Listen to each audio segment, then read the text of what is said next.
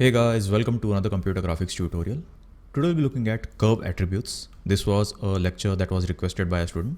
So let's get started. Let's look at the introduction to this topic. Alright.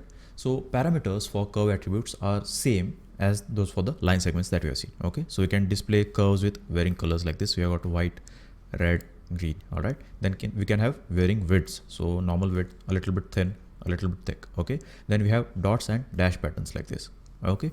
Now pixel masks are used in line type options such as to get a dash circle or dotted pattern curve. Okay.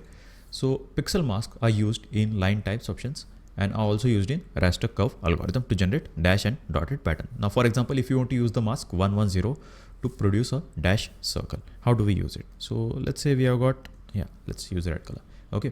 So 110, that means you fill in color for two positions and then you leave a gap of 10, that is you fill one over here, then you have got one over here, then you leave a gap over here. Okay, then again 110, so you fill two and then you leave a gap over here, again you fill two and then you leave a gap. Now you have to see that you have to adjust the pixel position to maintain the correct sequence of the dashes. Okay, so you have to adjust it because we want to draw a circle like this, correct? So we want to draw a circle, we have to go like this. So that's why we are adjusting the position of the pixel to maintain the correct sequence. That is 110, 110, then we have got 110, then we have got 110. You have to leave a gap over here and then you have to start again over here. Okay. 110, then you leave a gap over here, you again come over here.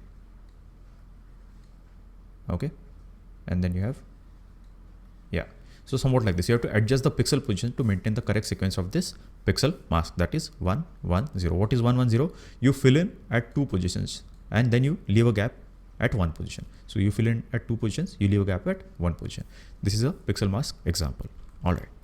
Now, what about curve width? So raster curves with various widths can be displayed using horizontal and vertical span. So this is one method. You can use something called as horizontal and vertical span. So we'll look at an example to understand what is this vertical and horizontal span. Okay. Now where the slope magnitude is less than 1, we display the vertical span, and when the slope is 1, the curve is the thinnest, and when the slope magnitude is greater than 1, we display horizontal span. All right. So let's say we have got this our graph over here, or we can consider or divide it into 8 octants. All right.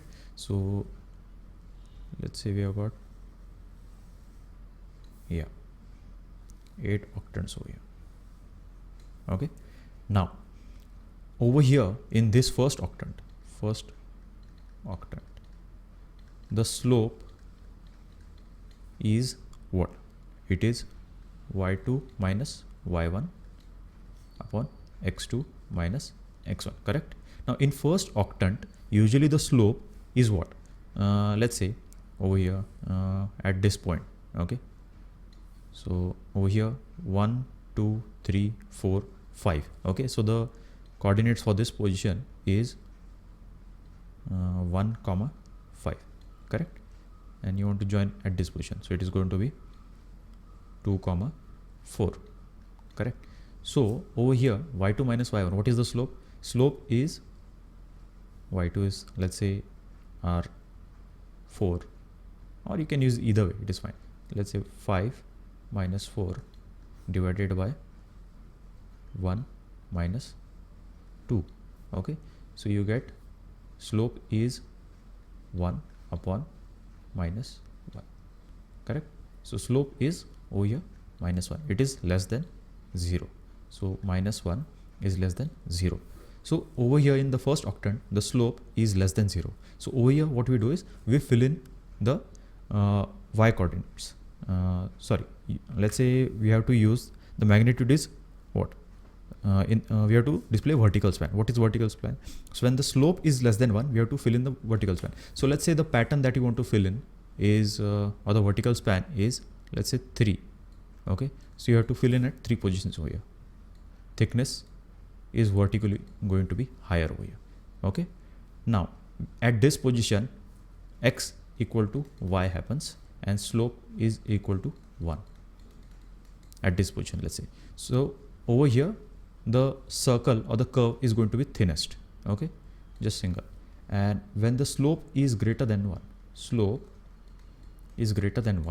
Then what you do is you fill in the horizontal span. So horizontal span means, let's say you want to fill in 3 positions, right? So at that time, then you fill in like this. So the thickness is increasing, that is the width is increasing in terms of the vertical span, and over here, sorry, in the horizontal span. And when the slope is less than 1, the thickness or the width is increasing in terms of the vertical span. Okay, so this is how we choose the width, or you decide the width using the horizontal and vertical span method. All right. Now there is another method to choose the width or to adjust the width, and it is using two parallel curves. So in this method, what we do is we achieve the desired width using the curve by drawing first curve and marking it as a boundary, and we draw another second parallel curve and mark it as secondary boundary, and then we fill in the area between these two boundaries. Let's try to draw it over here itself. Yeah, fine. So let's say we want to draw a curve like this. Let's use another color, green. Yeah. So what we do is we first mark the area where we want to draw a curve. So let's say the curve is like this. Then we draw another secondary boundary which is parallel to this curve. Okay. And then you fill in the area between these two. You fill in the area between these two. And this is how we make a thick curve. Okay. So this is the second method to draw or to change the thickness of a curve. So I hope you got this concept. If you have any queries, feel free to ask me in the comment section below. Thank you very much.